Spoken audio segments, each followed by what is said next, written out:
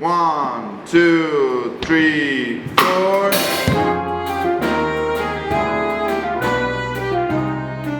Ջազ երաժշտության ամենաբնորոշ առանձնահատկությունը իմպրովիզացիան է։ Կյանքում պիտի իմպրովիզացիա սիրող լինես, որ ջազն էլ սիրես ու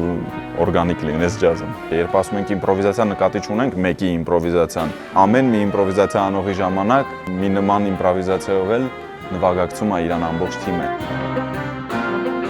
Հայկական ջազը ինձ համար առանձնանում է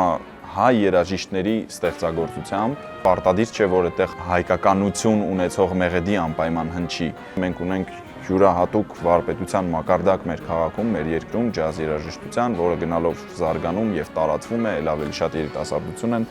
ներգրավում։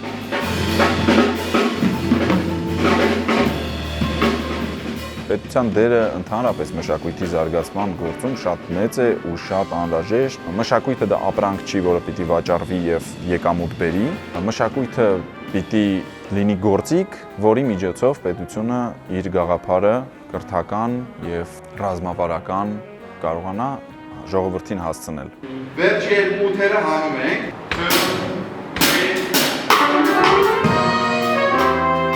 Նախարարության հետ մեր համագործակցությունը շատ ջերմ է, շատ ինտենսիվ է։ Անցած տարի Շարլ Ազնավուրի 100-ամյակին նվիրված կառավարական միջոցառումների շարքում փայլուն ուրեմն շրջագայություններ ունեցանք։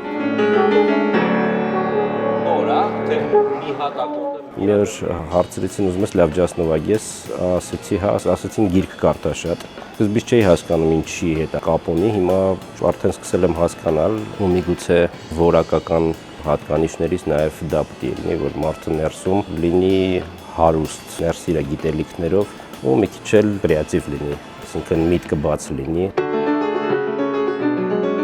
Յուրաքանչյուր լավ առիթ, լավ երաժշտություն պրոպագանդելու դեպի լավն է տանում։ Հանդիսատեսը լսում է նոր երաժշտություն, մարդիկան չէին պատկերացնում ջազի ինչա, մեկ էլ հոպ հանգարցակի հայտնվում են բեմի դեմը, դուրները գալիս է, մարդիկան դուրները չի գալիս, որ կյանքում չեն խանգարում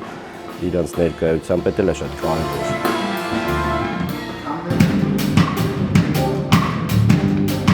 Հայկական ջազ փարը ինձ համար սխալ է։ Հայկական երաժշտություն ասեսն է, էդի ավելի հետաքրքիր է ինձ համար։ Ջազից լեգենդներից լսել եմ, କି քո նվագիչ անունը ասի։ Բայց ինչու հիշում ես ինձ։ Որովհետև ցեղած մի բան փերի։ Թունը աշխարհին ցեղած մի բան բիդարացարկես, कि քեզի հիշեն։ Ու հետաքրքիր ունի իրենց ասեն, էսի ուր դեից գալիս է։ Օ, Հայաստանից երթամ, էդի Հայաստանը սովորել։ Ադորամար չի պիտի վախենաս նորորություններից։